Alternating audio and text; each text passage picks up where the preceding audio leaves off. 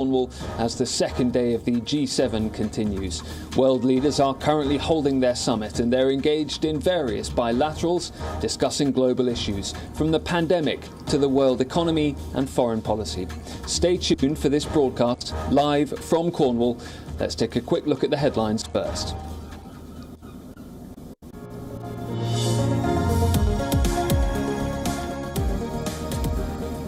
G7 leaders are set to agree a declaration aimed at preventing another pandemic at their first in-person summit in almost 2 years.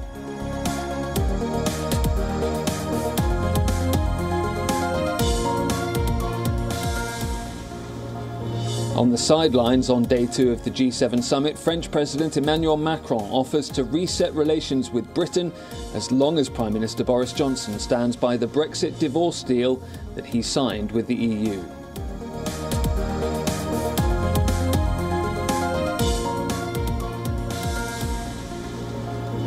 Macron asks the G7 to lift curbs on key vaccine ingredients. The French president notes certain nations block the export of ingredients needed for vaccines made by India's Serum Institute.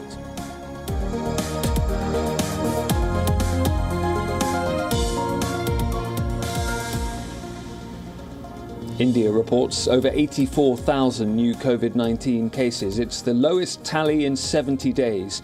Over 4,000 deaths have been recorded in the last 24 hours.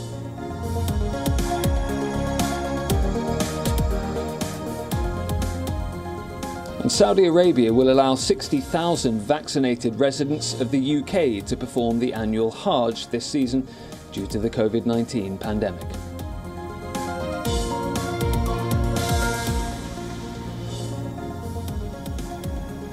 And in sport, world number 1 Novak Djokovic ends Rafael Nadal's reign at the French Open. The Serb dethrones the record 13-time champion with a masterful display in an epic semi-final clash.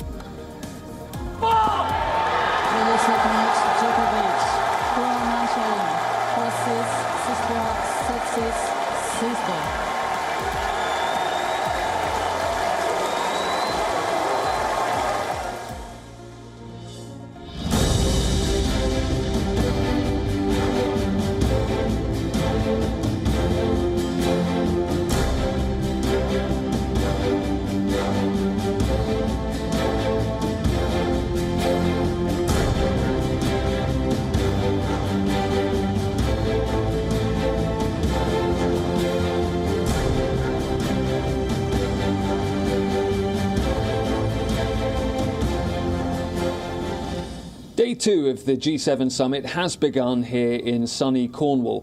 Foreign policy issues pertaining to China and Russia are on the cards. Let's take a look at what's on the agenda. Let's take you through a roundup of what all is on the agenda today. G7 leaders are expected to pass a joint declaration aimed at preventing another pandemic. This is also known as the Carbis Bay Declaration. Boris Johnson has said that the declaration will make sure that countries are never caught unaware in case of another pandemic. Collective steps include slashing the time taken for developing and licensing vaccines, ramping up treatments and diagnostics for any future disease to under 100 days while reinforcing global surveillance networks, and supporting reforms to strengthen the World Health Organization. The agenda on Day 2 will be broadened to cover issues pertaining to China and Russia. The group of leading economies will be joined by the leaders of Australia, South Africa and South Korea, along with India taking part remotely. Myanmar's political crisis and the crackdown on pro-democracy supporters in Belarus also expected to feature in the talks. The G7 leaders are also expected to fund infrastructure projects in developing nations of Africa, Asia and Latin America. According to White House National Security Advisor Jake Sullivan, G7 leaders are also set to endorse a proposal by US President Joe Biden to impose a 15% minimum global tax on corporations. G7 finance ministers have already signaled their support to the plan. According to the White House, the United States and other group of 7 nations are considering reallocating $100 billion from the International Monetary Fund's war chest. This will help countries that are struggling to cope with the COVID-19 crisis. The club of leading economies, Britain, Canada, France, Germany, Italy, Japan, and the United States, wish to take a joint approach in many aspects. According to them, the joint approach is the world's best chance for recovering from the global health crisis and tackling climate change. Ahead of the reception, Britain's Prince Charles urged the leaders to tackle climate change like they tackled the pandemic. I just wanted to say, if I may, how much I applaud, for what it's worth, your determination during this G7 summit to create a greener and more prosperous future in the wake of the COVID-19 pandemic. The global health emergency has shown us what a truly borderless crisis looks like.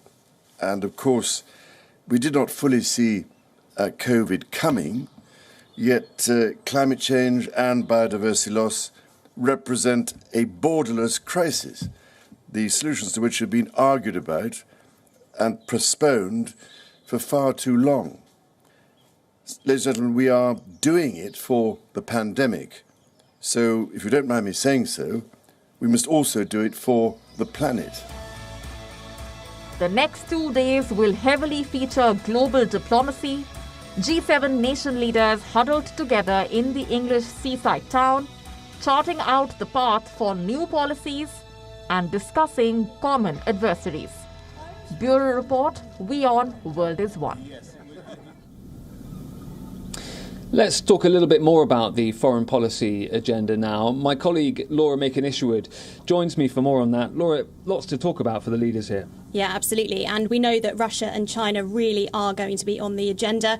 We've heard from the US President Joe Biden already that he wants to counter China's human rights violations more strongly. We also had a message from him that if Russia deviated from any of the so-called international rules-based order that is in place that everybody is supposed to adhere to, then he wants a robust response to that too. And the UK has been focusing heavily on what Russia has been doing over the last few years. Cyber attacks, moving away from international missile treaties as well. These are all significant issues, and there will be a lot to discuss around that table. Are you detecting early signs that there's a bit more unity amongst the G7 now Joe Biden is president? Well, it seems like the message coming out at the moment is that there is a level of calmness, I suppose. Obviously, when Donald Trump was coming to these meetings, both G7 and also NATO, it was leaving everybody kind of on their toes. They didn't know what he was going to do. Was he going to turn up for meetings? Would he hold press conferences that were planned? Would he even storm out and make massive demands on other nations as well? So Joe Biden really seems to be bringing a sense of calmness, and he has made it very clear that he wants G7 and at least the NATO nations to come together and rebuild this sense of alliance between them all.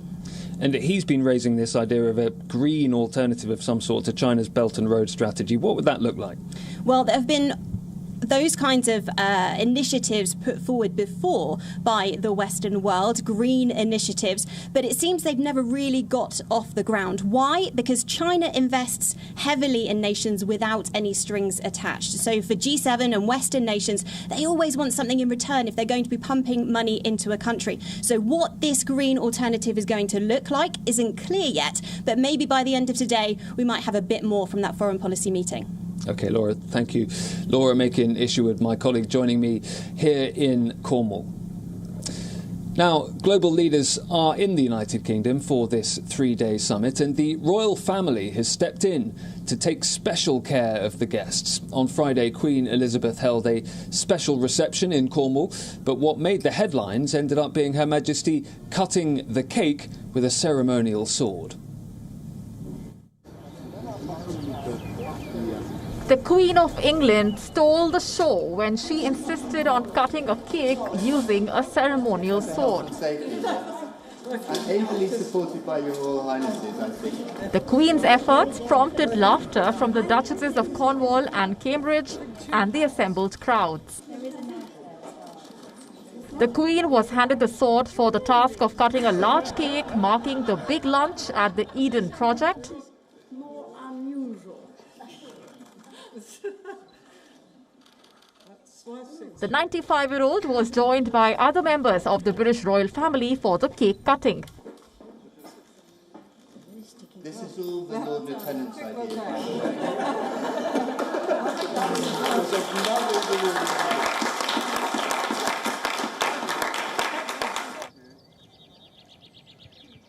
Queen Elizabeth also calls G7 leaders to break out into laughter after she cracked a joke as they posed for a family photograph.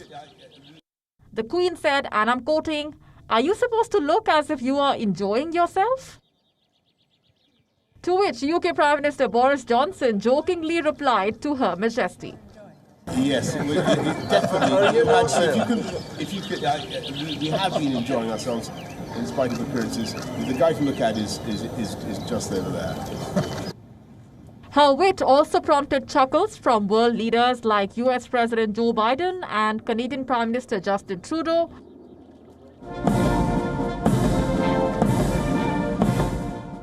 The event was the royal family's first major public event together since the funeral of Prince Philip in April. Bureau Report, WION World is One.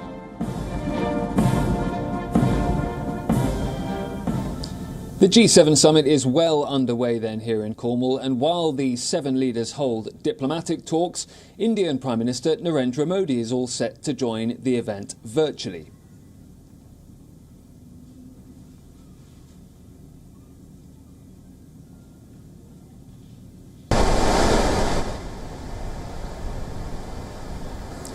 The talks are scheduled for Saturday and Sunday. This is the second time that the Indian Prime Minister will be participating in the G7 meeting.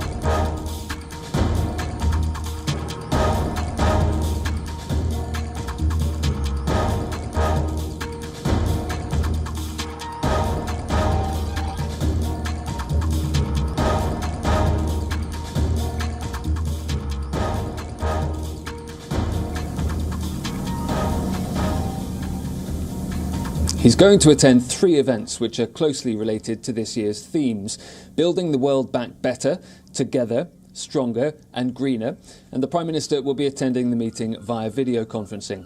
Apart from India, Australia, South Korea and South Africa are among the other special invitees.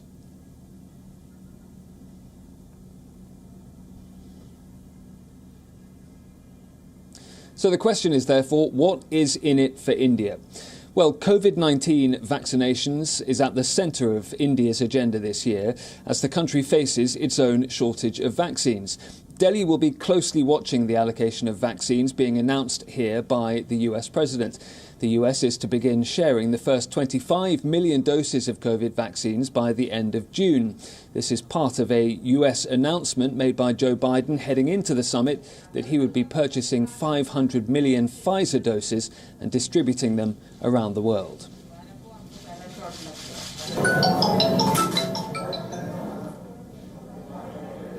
India's long called for the reform of global institutions. The country says there should be a leap forward to include 10 to 11 countries in this global alliance. The country is eyeing a place at the global high table.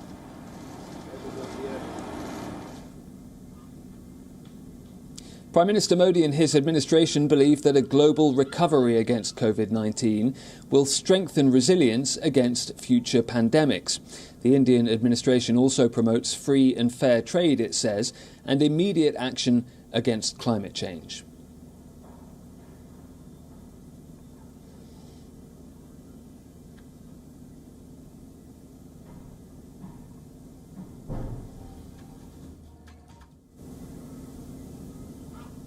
French President Emmanuel Macron has backed India's stance on vaccine patent waivers.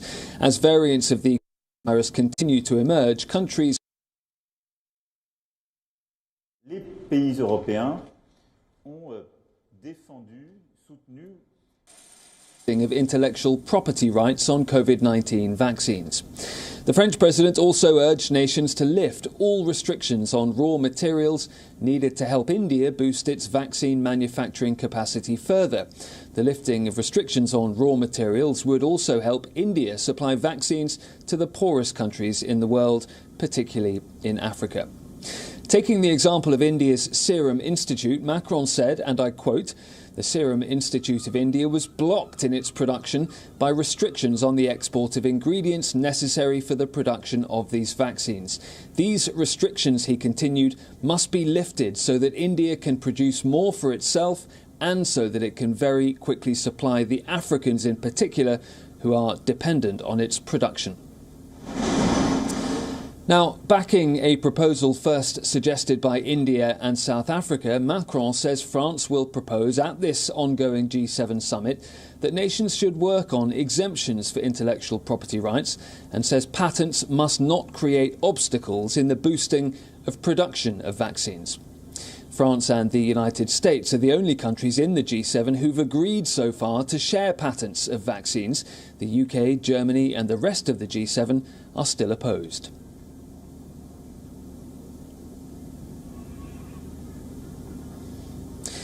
Now, as world leaders continue with their diplomatic discussions here in Cornwall, campaigners and activists here have organised a vigil to pay their respects to lives lost in the last 2 years.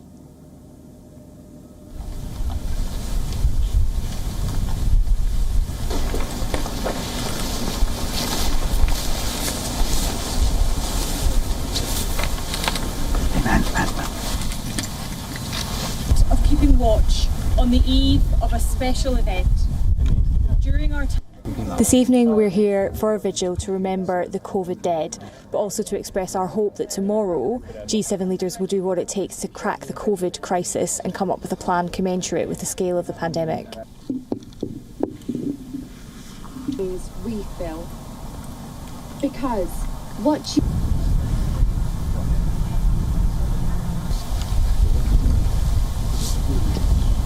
onset of dusk, we gather near this. Ahead of their highly anticipated diplomatic talks on June the 16th, Russian President Vladimir Putin has voiced hope that his US counterpart Joe Biden will be less impulsive than his predecessor Donald Trump in matters concerning the tense relations between the two countries. In an interview with NBC News, Putin described Biden as a career man who spent most of his life in politics. He also called Biden radically different from Trump. President Biden, of course, is radically different from Trump because President Biden is a career man. He has spent virtually his entire adulthood in politics. Just think of the number of years he spent in the Senate. A different kind of person. And it is my great hope that, yes, there are some advantages, some disadvantages, but there will not be any impulse-based movements on behalf of the sitting U.S. president. When asked about Biden's previous description of Putin as a killer, Vladimir Putin says that criticism was part of America's aggressive attitude. Joe Biden is, of course, here at the G7 summit in Cornwall at the moment, but will meet with Vladimir Putin in Geneva next week. Biden plans to raise a range of US complaints, including a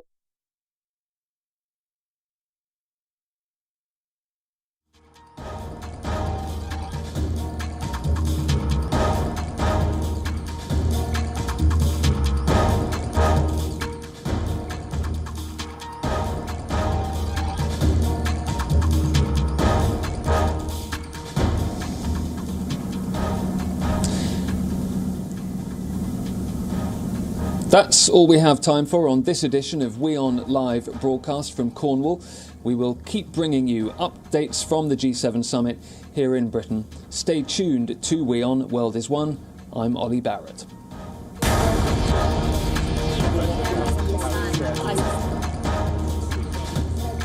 There are many other...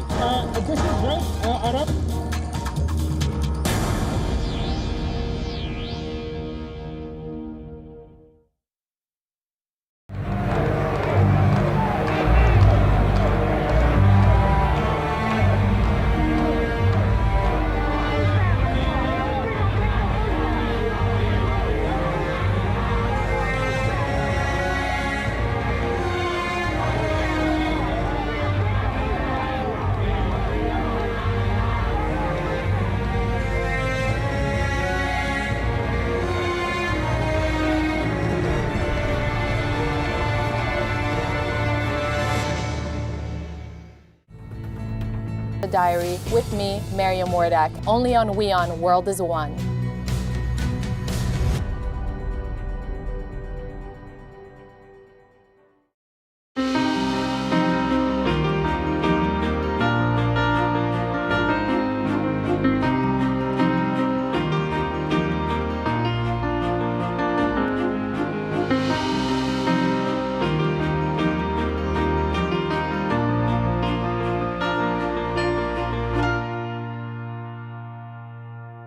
From our studios live in New York City, I'm Susan Tehrani, and this is WION World is One.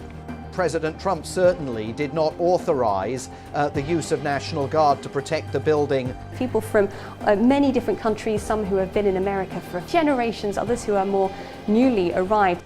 So what Joe Biden has tried to do is definitely try to frame the election as a referendum on the president's handling of the pandemic. Hello, I'm Jodie Cohen, broadcasting from Jerusalem. You're watching WION World is One. There is a sense that authorities are beginning to run out of ideas. The second and third waves of COVID-19 hit Europe very, very hard. Tokyo's 7-day average has actually fallen. Over a week ago, it was over 800 new cases a day. 200 community drugstores due to be included over the next 2 weeks. Hello and welcome. You're watching WION World is One with me, Alison LaGrange, coming to you live from Durban, South Africa. President Muhammadu Buhari says this latest attack on school children will be the last to occur in Nigeria. It doesn't matter who is looking for power now, but the fact that it's not going more on attracting humanitarian issues. You're watching WION News coming to you live from Nairobi, Kenya. I'm Eric Nzoka. You're watching WION World is One. I'm Reddy Francis, coming to you live for this newscast from Beirut, Lebanon. President Putin has said that people have a right to express their opinion in Russia. It's a huge blow for what remains of the pro-democracy movement here in Hong Kong.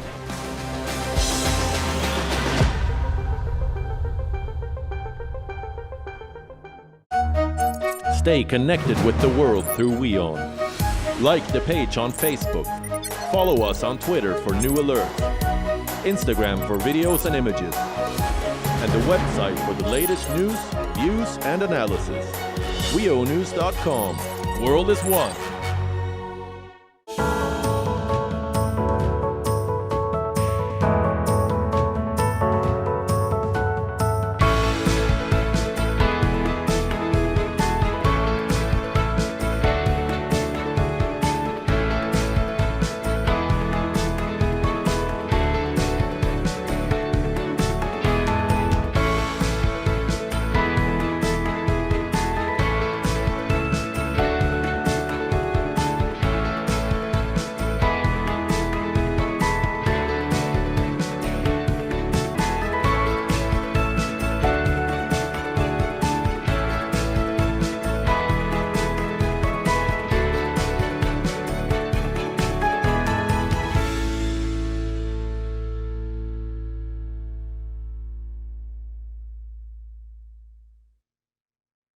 WION, India's global voice, the channel that brings you the biggest stories from across the world through India's lens.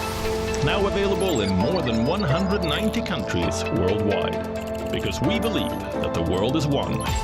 Watch us in Africa, Europe, USA and Canada, South America, Asia Pacific, Middle East and North African regions. Also available on these digital platforms across the world. WION. World is one. One World Trade Center that is the one where the impact. The cause of India's freedom for many years. I, Joseph Robinette Biden Jr. America is a constant work in progress.